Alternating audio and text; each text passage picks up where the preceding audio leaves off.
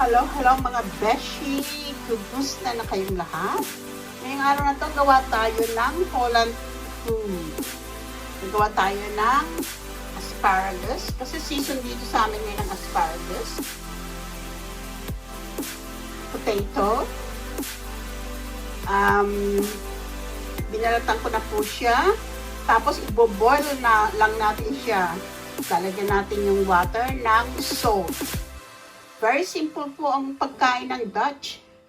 And meron ako ritong salmon. Salmon. Ayan. And ham. An egg.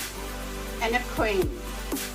So, first, iboboil natin itong potato till tender. Till soft, I mean. So, iboboil lang natin siya with salt. And then, babalatan po natin itong ating asparagus. Holland asparagus. And then, iboboil din po siya natin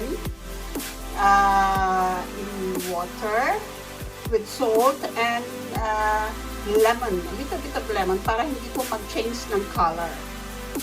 And then, the salmon, you're just going to season it with salt and pepper according to your taste. And the egg, we're going to boil it for just boiled egg. And then the cream, we're going to use that for our sauce. Okay, let's cook. So I'm cooking now the potato. I'm going to put salt to taste and also our itlog. A little bit of salt. Just let it boil. Ngayon po babalatan natin ang ating asparagus. Ganyan lang po. Pagka-season talaga rito ng asparagus, bumibili talaga kami. Halos 3 times in a week, makain po kami ng asparagus kasi very healthy po yun, ang asparagus.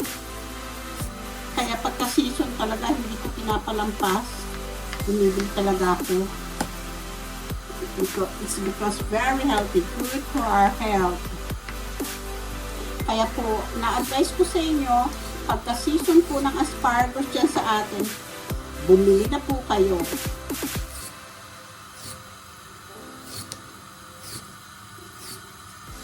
Kasi malaki pong tulong yon para sa ating kalusugan, sa ating kidney. Ayan. Ganito po, oh. Ayan, bala.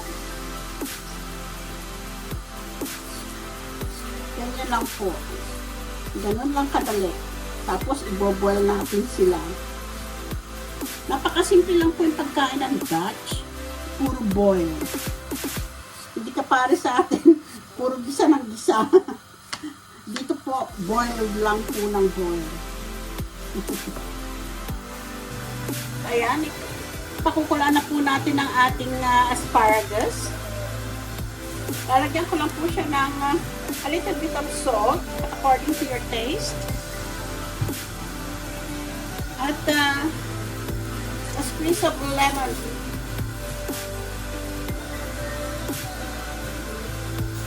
Oops.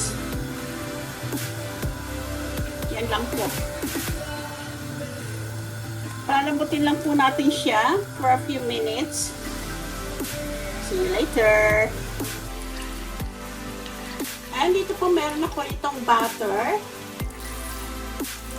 Yan, minyak po yung butter.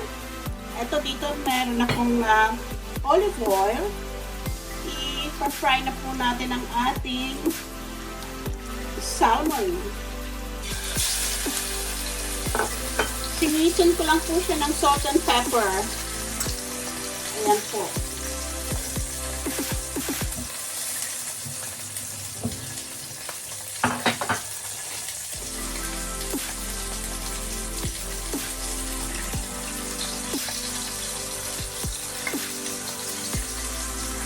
Ito, gagawa tayo ng sauce para sa ating dish. Lalagyan po lang siya natin ng half tablespoon of flour.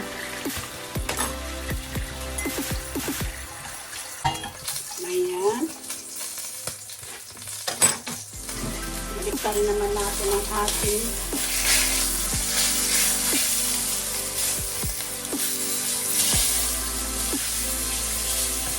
salmon. Ayan. Tapos lalagyan ko lang po siya ng a little bit of black pepper.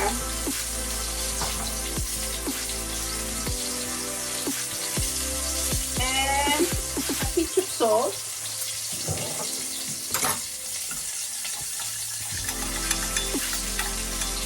Give us a stir. And lalagyan na po natin siya ng cream. Ayan. Haluin lang po natin.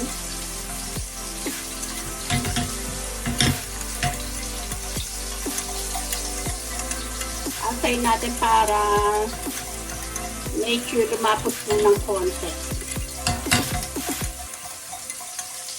ang ating sauce.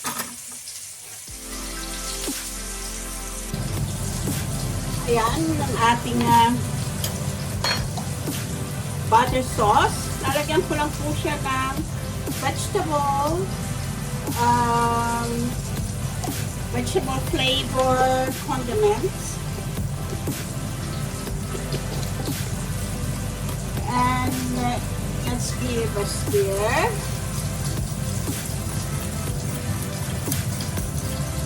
Ayan. Tapos, titigaan lang po natin siya ng konting lemon. Give a stir again.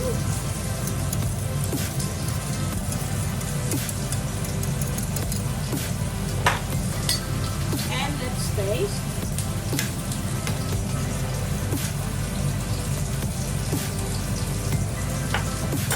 Oh, yummy! Wow, ang sarap mga besh! Lagyan pa natin ng konting pepper.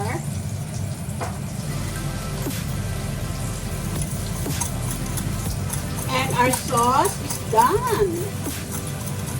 Our butter sauce. Ayan. Off na natin. So, nag-dish out na po tayo. Eto, ganito po ang pagkain ng Dutch.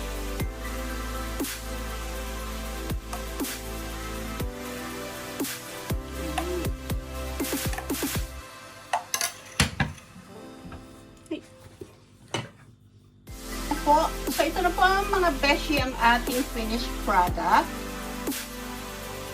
Ang ating Holland asparagus salmon in butter sauce. I hope you like it. It's very healthy. Very simple food of Holland style food. So, let's eat our dinner. Hope you like it mga besh. Yung mga hindi pa po nakasubscribe dyan, subscribe na po kayo para ma-enjoy nyo rin po ang aking simple way of cooking. So, happy cooking! Bye!